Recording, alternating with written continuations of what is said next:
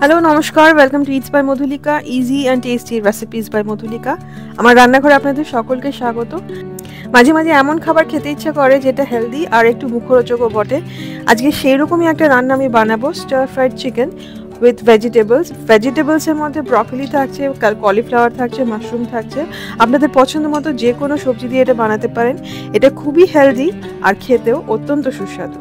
রান্নাটা শুরু করা যাক। আমি বোনলেস চিকেন নিয়েছি 350 গ্রাম। ব্রেস্ট পিস নিয়েছি, আপনারা চাইলে লেগ পিসও নিতে পারেন, লেগ পিস অনেক বেশি জুসি হয়। ম্যারিনেট করে নেব গোলমরিচ, নুন, সোয়া সস, অয়েস্টার সস আর ডিমের সাদা দিয়ে খুব ভালো করে মাখিয়ে নেব সমস্ত কিছু একসাথে। ডিমের সাদাটা দিলে মাংসটা টেন্ডারাইজ হয়।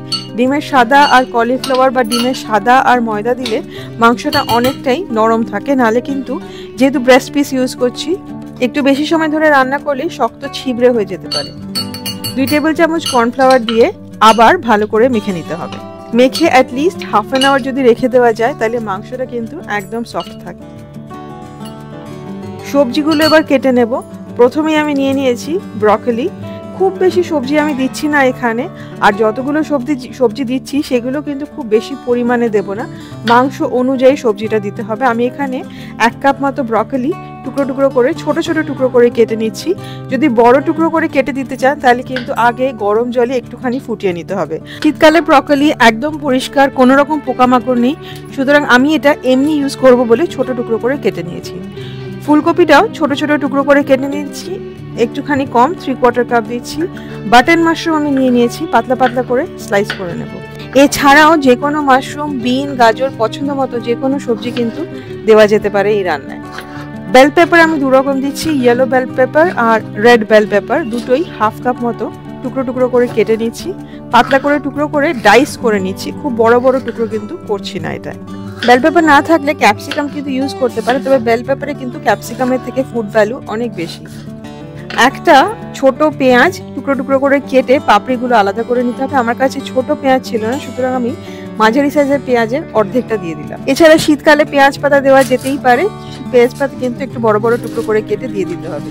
প্রত্যেকটা উপকরণের লিস্ট রান্নার নিচে ডেসক্রিপশন বক্সে শেয়ার করা থাকবে, আর শেয়ার করা থাকবে আরও কিছু ভালো রেসিপির লিঙ্ক। ভালো লাগলে অবশ্যই ট্রাই করবেন, পছন্দ হলে প্লিজ লাইক করবেন ও শেয়ার করবেন। স্টার ফ্রাই করার জন্য সসটা বানিয়ে নিতে হবে। তার জন্য লাগছে 3/4 tablespoon oyster sauce, 1 tablespoon dark soya সসে খুব সুন্দর একটা রং আসে। ভিনেগার 1/2 চা চামচ, আমি এখানে অ্যাপল সাইডার ভিনেগার ইউজ করছি, যে কোনো ভিনেগার ইউজ করতে পারেন। চিনি দিয়ে দিয়েছি 1/4 চা চামচ, নুন দিয়ে দিয়েছি 1/4 চা চামচ, নুন স্বাদ মতো দিতে হবে। গোলমরিচের গুঁড়ো 1/4 চা চামচ, কর্নফ্লাওয়ার 1/4 চা চামচ। সামান্য একটুখানি জল দিয়ে খুব ভালো করে মিশিয়ে নেব।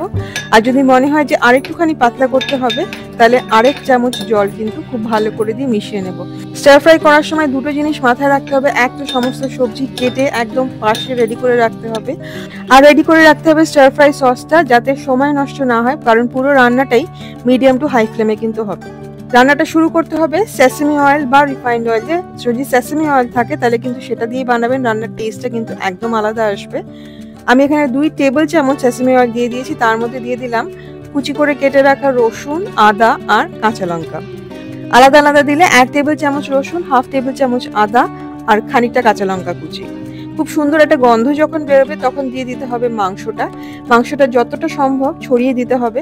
তারপরে 2 মিনিট কিন্তু একদম ছোবেন না, এটাকে ছেড়ে দিতে হবে, মিডিয়াম ফ্লেমে রান্না করতে দিতে হবে যাতে একটা দিক একদম ক্যারামেলাইজ করে যায়।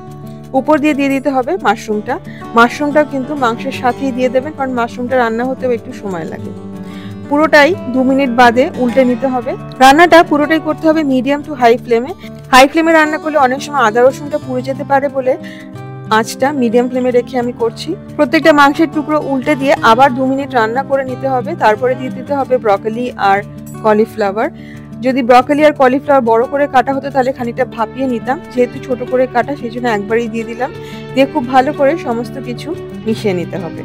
মাঝারি আছে কিন্তু এটাকে রান্না করে নিতে হবে। দেখতে পাচ্ছেন ব্রকলির রংটা কিন্তু অনেকটা পাল্টে গেছে।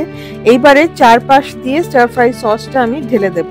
কড়াইয়ের গা দিয়ে যদি স্টার ফ্রাই সসটা ঢালা হয় তাহলে যতক্ষণে নিচে পৌঁছচ্ছে ততক্ষণে স্টার ফ্রাই সসটাও কিন্তু গরম হয়ে যাবে। সুতরাং চারপাশ দিয়ে ছড়িয়ে দিলেই খুব ভালো হয়। এইবারে 2 থেকে 3 মিনিট মাঝারি আঁচে ভেজে নিতে হবে। একদম রেস্টুরেন্টের মতো বানাতে হলে কিন্তু 1 চিমটে আজিনামোটো দিতে হবে, তবে চাইলে আমার মতো আপনারা নাও দিতে পারেন।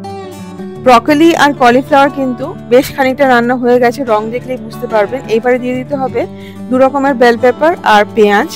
আবার ভালো করে মিশিয়ে 3 থেকে 4 মিনিট মাঝারি আঁচে ভেজে নিলেই তৈরি হয়ে যাবে star fried chicken with broccoli and mushroom. যারা হেলদি খাবার খান, ডায়েটিং করছেন, তারা এটাকে মিল হিসেবে খেতে পারেন, অন্যরা স্টার্টার হিসেবে খেতে পারেন বা এটাকে ভাতের সাথেও সার্ভ করতে পারেন। কিছু টিপস অ্যান্ড ট্রিক্স ফলো করলেই রান্নাটা খুব তাড়াতাড়ি হয়ে যায়, খুব সহজে হয়ে যায়, কিন্তু খেতে অত্যন্ত সুস্বাদু হয় এবং স্বাস্থ্যকরও বটে। ঠিক এইভাবে স্টার ফ্রাইড চিকেন অবশ্যই ট্রাই করবেন, আমাকে কমেন্ট করে জানাবেন যে আপনাদের কেমন লাগলো। ভালো লাগলে রেসিপিটা অবশ্যই লাইক করবেন, শেয়ার করবেন। It's by Madhulika, please subscribe করবেন। সাবস্ক্রাইব করার সময় বেল আইকনটি প্রেস করলে আমি যখনই কোনো রেসিপি পোস্ট করব প্রথম নোটিফিকেশন আপনার কাছেই যাবে। খুব ভালো থাকুন, হেলদি থাকুন, সুস্থ থাকুন। দেখা হচ্ছে খুব শিগগিরই একটি নতুন রেসিপির সাথে। Happy cooking. Thank you.